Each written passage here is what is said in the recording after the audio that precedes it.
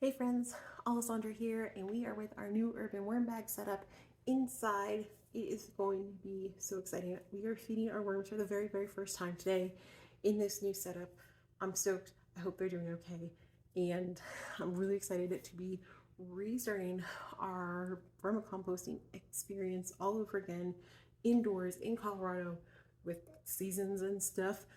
So if you guys are interested in following along, by all means subscribe. I'm going to be monitoring and tracking like we did before, our feedings, our harvest, everything.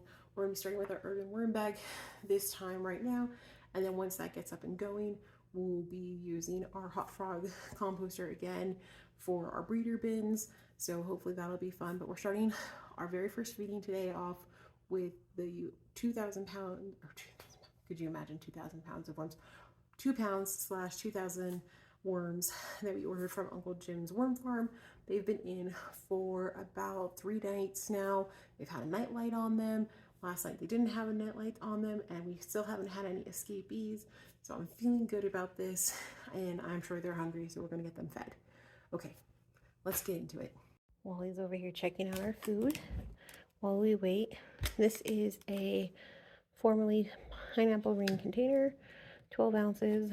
That has fruit mostly in it, apple cores, strawberries, grapes, all the sweet stuff that we know worms like to eat. And that's going to be their first feeding. Just going to let that sit off to the side. Not that we need it to melt, but just not be quite as cold. So now we can go check on our worms. See, opening it up. Okay, I don't see anybody up here. That's a good sign, I think. Nobody's on the cover. Wow. All right, let's see. Kind of washing this out for some reason, but that's okay. All right, so this is the same moving paper we used to check on the worms when we first got them. But for me personally, we just moved across the country, and I have a ton of packing paper that I didn't want to just toss and recycle. So what we're going to do is we're going to use it in our bin, but maybe not how you think. Remember we talked about this. We're going to dump the frozen food that's in a little block onto our paper, and then we're going to fold it up like a little present.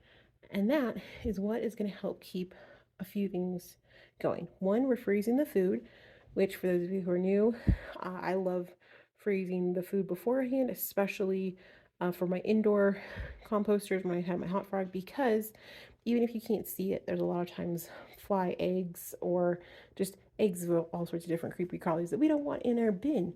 So freezing it kills them. Number two, we're going to wrap this up like a present, so that way, one, the moisture distribution goes through the paper more than just soaking straight into the bin. And since we're inside, we're going to try to keep the drippage to a minimum here. And going back to pest management, wrapping it up will make it a lot harder for creatures, not that I'm expecting a lot, but like, you know, flies or whatever, to get in or out of this. So let's wrap this up and give them their first ever feeding. So I use this container because I have a bunch of them, and I think for 2 pounds of worms that this is going to be about the correct size of food, I think. But like I said, there are a lot of sweets in here, a lot of fruits, because we know the more sugar content, the more they love them. So there's things like banana peels, which in my opinion take a little bit longer, but then there's apples, strawberry tops, some grapes in here. Oops. Smells nice and delicious. So now I can just refill this and stick it in the freezer. But we're going to treat this like a present. So I have about 3 sheets here. So we'll wrap it up. Whoops.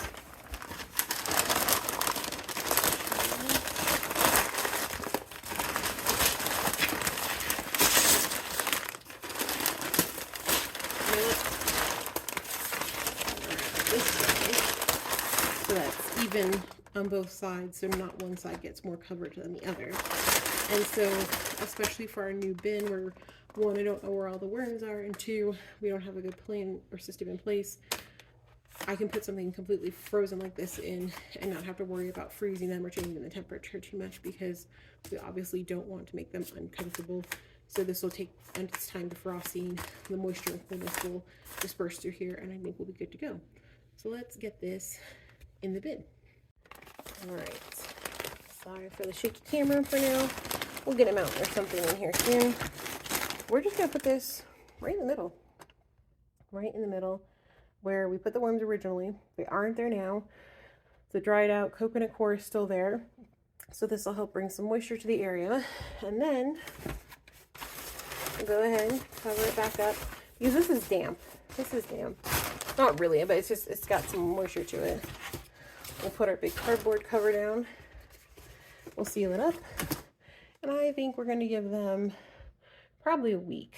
I think a week is a reasonable amount of time because I don't want to bother them if they're working on it. I know it's really exciting and I want to check on them, but I also know that the more you disturb them, the less progress we make. So I'll see you guys in about a week or so. All right, so we got the worms fed. How exciting is that? I assume they're in there somewhere. We can't see them, but they're there, I'm sure, somewhere. So we'll give them about a week or so and see how they do with their first feeding.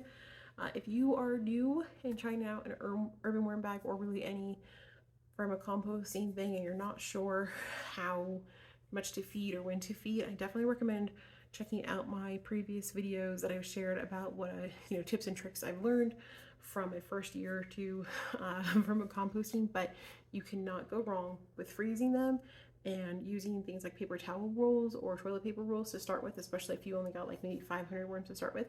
Definitely recommend starting with maybe like one toilet paper roll full of food and just going from there and seeing how they do, because it's easy to feed them more instead of overfeeding them and then you have to backtrack. It's a lot harder.